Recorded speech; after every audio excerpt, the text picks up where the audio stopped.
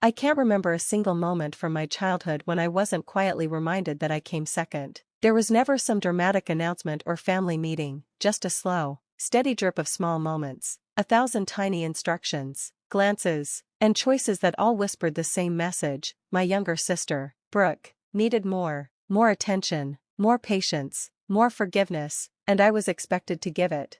If she broke something of mine, my mother, Diane, would sigh and say, "She's younger, Catherine, just let it go." If Brooke threw a tantrum over a toy I was using, Diane wouldn't scold her. She'd turn to me with that gentle tone and say, "You know how she gets, just let her have it." So even when I didn't want to, I did, because I was older, because I knew better, because they made sure I understood that Brooke's feelings always outweighed fairness.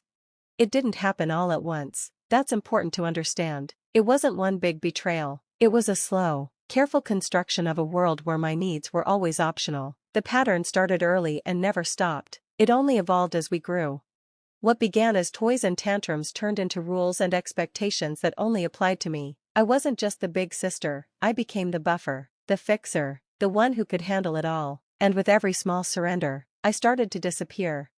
I never yelled or fought back, I didn't rebel or demand to be seen, I adjusted. I learned to move around Brooke's moods like they were the weather. I learned to stay silent when I wanted to speak, to give in before there was a fight, to smile when I lost.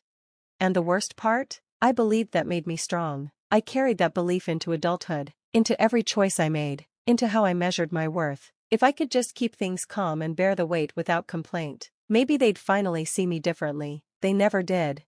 By 16, that quiet understanding had hardened into law. If I wanted anything beyond the basics, a phone, clothes I liked, any piece of independence, I had to earn it myself. So I got a weekend job, then an after-school one. I stocked shelves, wiped tables, ran registers. I worked because no one else was going to help me, and I learned quickly not to ask. When Brooke turned 16, it was completely different. She didn't get a job, she didn't even pretend to worry about money. On her birthday, Rick handed her car keys and Diane gave her a credit card. "Just focus on your studies, sweetheart," my mother said, brushing Brooke's hair behind her ear like she was in a commercial. "We'll handle the rest." That was the line I never got, "We'll handle it." For college, I applied for every scholarship I could find. I still came up short, so I borrowed. I rented the cheapest room I could find, lived on boxed pasta, and worked 2 part-time jobs just to keep up. I was exhausted in a way I didn't know how to describe, because no one ever asked. Brooke, on the other hand, got into a private university. Diane and Rick paid for everything: tuition, housing, groceries, utilities. She lived in a sunny off-campus apartment with white curtains and a balcony and never once had to skip class because she was working a shift. I asked Diane about it once, gently. She simply said, "Brooke isn't as strong as you, Catherine. She needs more support." That was the foundation of every unfair choice. It didn't matter how much I struggled, what mattered was that I could survive it. And I did. That was the problem. When Brooke ran out of money, they rescued her. When she crashed her car, they replaced it. When she maxed out her credit card on things she didn't need, Rick paid it off without blinking. When I got hit with an unexpected medical bill, urgent and terrifying, I called home, heart pounding, thinking, maybe this time. Diane sighed and said, "I wish we could help, honey, but things are tight. You'll figure it out." I always did, and they always let me. Eventually, I stopped asking, not just for help, but for attention, for care, for recognition. I stopped expecting to be someone worth worrying about, and somehow, that made everything easier for them. When Dan Myers proposed, I didn't cry, I laughed, not because I didn't care, but because I hadn't expected anyone to choose me so certainly. It was a quiet moment, just the two of us on a rainy afternoon. For once, I felt truly seen. For a while, I lived in that warmth. Planning the wedding felt like stepping into a life that wasn't mine, a life where I could be the center without feeling guilty. But as the date approached, something shifted. At first it was subtle. Diane started sighing in that practiced way she had. Whenever we talked about catering or flowers, she'd tilt her head, her voice soft and measured. "Weddings are so expensive these days. It's such a shame to spend so much on just one day." She wasn't trying to stop me, she just wanted me to feel guilty for being celebrated. Rick was quieter, but no less pointed. "We've been making some sacrifices," he said one evening, swirling his wine. "Things aren't as easy as they used to be, but you know, we do what we can." Brooke's had a rough year. I didn't say anything, I just nodded the way I always had, but inside, something started to tighten. And Brooke? She didn't bother to hide her feelings. She rolled her eyes whenever the wedding came up, mocked bridesmaid dresses, and scoffed at the idea of a registry. She even laughed that I was acting like a princess when I cried during a cake tasting. But what cut deepest wasn't the words, it was her expression whenever someone focused entirely on me, like my joy was an offense, like my happiness stole air she believed belonged to her. Dan noticed first. One evening, while I was hunched over the seating chart, he stood quietly, arms folded. His voice was calm, but there was a new sharpness to it. "They're going to do something," he said. I looked up, startled. "Who, your parents?" he said again, his eyes steady. I laughed. "Shaky, Dan, come on, yes, they're selfish, but they wouldn't ruin our wedding." He didn't argue. Instead, he pulled a sealed white envelope from his jacket and set it on the table. "Just in case," he said. I didn't ask what it was. I only stared at it, and for the first time, I wondered if he might be right.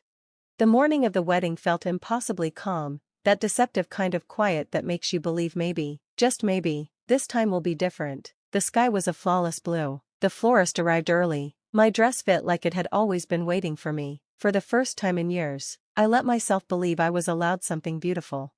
Diane arrived with a warm smile and a steaming cup of tea, smoothing my hair like she used to when I was a child.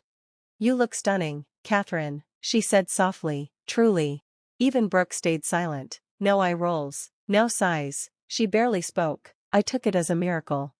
The ceremony was gentle and full, our vows trembled through held breaths, our eyes shimmering with everything we hadn't said aloud. The air smelled of roses and champagne and something even more rare, quiet acceptance. My mother clapped during the toasts. My father danced with me. Brooke sat by a window and didn't complain when the music swelled. For once, I wasn't just tolerated, I was seen. And then, the card. I found it tucked into my bouquet right before the walk down the aisle. An ivory envelope, Diane's handwriting on the front. Inside, a short note. "No matter what happens today, you are our daughter, and you are loved, Mom." It was simple, vague, but it cracked something open in me. For a moment, I believed maybe she really saw me, not as Brooke's shadow, not as the strong one who never needed anything, just me. So when the music started and the room spun around me, I let myself sink into it. I smiled so hard my cheeks hurt. I danced until my feet were raw. I held Dan's hand like an anchor. I told myself I'd been wrong to doubt them. They had changed. They must have. Surely no one could act that convincingly just to destroy it all. It happened right after our first dance. The band took a break. The room softened into chatter and gentle clinking of glasses. I was warm from spinning, my heart still humming. Diane appeared beside me, her smile too wide, that rehearsed, too sweet look she wore whenever she wanted something. "Come with me a moment," she said, her voice low, her hands light on my arm. She led me to a dim corner by the bar, away from the guests, where candles flickered low. She took my hands, squeezing them like she was about to give me a gift. "You look radiant," she whispered. "It's such a beautiful night." I waited. The pause was deliberate, loaded. Then she leaned in, voice barely above a breath. "We're keeping your gift money. Brooke needs it more than you do." For a second, I thought I'd misheard, that she'd said something else, something harmless, but her smile stayed fixed, eyes shining with that twisted pride, as if she'd just offered me a kindness. "I'm sorry," I finally managed. She sighed, like this was difficult for her. "Sweetheart, you don't need it," she said. "You have Dan now, you're starting your life together. Brooke's struggling, it's only fair she gets a little help." My fingers turned to ice. The music and laughter blurred into a distant hum. I realized I was still holding her hands, and hated myself for not letting go. "That money wasn't yours to touch," I said. My voice came out flat, almost unfamiliar. Diane blinked, just once. Her smile didn't fall, but it shifted, tightening around the edges. "We're your parents," she said, as if that explained everything. "In this family, we help each other." That was the moment I understood. This wasn't confusion. This wasn't a slip or a moment of weakness. This was exactly what she believed, that I was there to be mined, that Brooke's needs would always eclipse mine. Even here, even on my wedding day, even in this moment meant for me, they still expected me to hand it all over, the way I always had. I didn't know he was behind me until I heard his voice. It was low and calm, but there was a steel in it that made the air stop moving. Good thing we planned for this, Dan said. I turned. He was steady, hands in his pockets, eyes locked on Diane, not angry, not surprised, just prepared. Her smile flickered. What do you mean? She asked, still clinging to her practiced warmth like it might protect her. Dan didn't answer immediately. Instead, he reached into his jacket and pulled out the envelope, the one he'd given me weeks ago, the one I hadn't dared to open. He held it up, then extended it to her. Open it, he said. Rick appeared behind her, arms crossed, jaw tight, eyes scanning down like he was a problem to solve, but he stayed silent. Diane hesitated, then took the envelope with forced grace. She slid a nail under the flap and pulled out a stack of papers. I watched her eyes dart across the first page. Her hands didn't tremble, not yet, but her face went still, her mouth tightening as her breath caught halfway down the second page. Rick leaned in to read, his brow furrowed. What the hell is this? He snapped. Dan's voice was soft, but it landed like a hammer. It's a notarized legal declaration, he said, signed weeks ago. It states that all wedding gifts, monetary or otherwise, belong exclusively to Catherine and me. Diane blinked. Dan went on. Any attempt to redirect, keep, or touch those funds without our consent is theft, and it will be prosecuted. The silence that followed was thick and choking. Diane turned to me, no longer gentle, just unsteady, her confidence fractured. You wouldn't take us to court, she whispered. We're family. Dan's mouth curved into a small, controlled smile. Oh, I would, he said, and he meant it. You could see it in the way he stood, solid and unyielding. He wasn't fighting, he was simply done. Rick opened his mouth, then shut it again. I didn't say a word. For the first time in my life, I didn't step in to explain or soften the blow. I just stood beside my husband, silent, and let them face it. Then Brooke lunged forward, her heels sharp against the floor. Her face was flushed, her lips trembling, her eyes wild. This isn't fair, she screamed. You're married now, Kate. You don't even need that money. You have a husband, a future, everything, and I have nothing. Her voice pitched higher with each word, raw and panicked. I'm struggling, and you don't even care.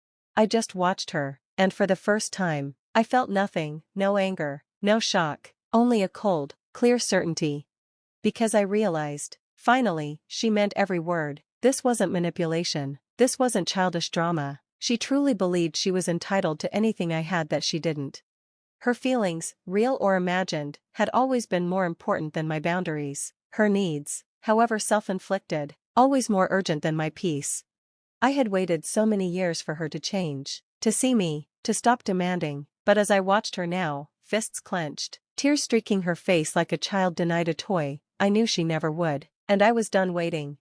Rick stepped forward, so quickly it startled even Diane. His face was red, his mouth twisted in disgust. For a moment, he looked like he might break. I have never been so ashamed of you, he spat. I didn't move, I didn't flinch, I met his eyes steadily, for the first time in my life, and his words, meant to crush me, slid right past.